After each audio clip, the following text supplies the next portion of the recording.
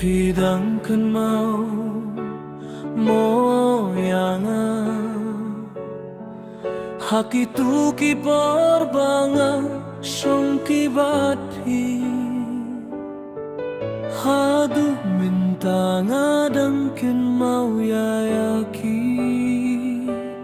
kitu ki kentin bapi ong yanga bapi ye shisha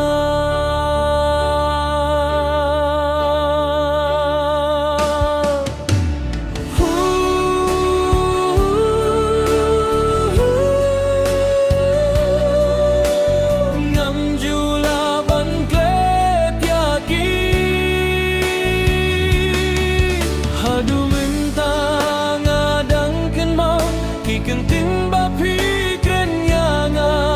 bapi ang piye shisha ngadang apsa hadu minta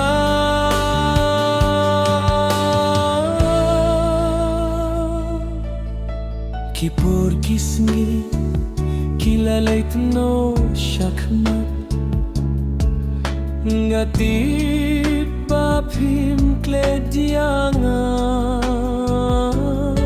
nganyay apsaya pihadu minta to se yait wan kloy no shanga nga milin tiapi bangang yok dup yet yapi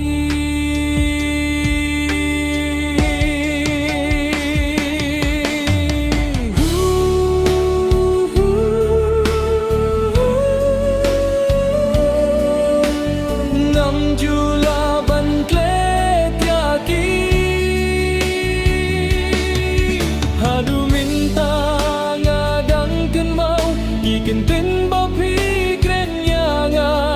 bapi ang piye shisha gadang aksa hadu minta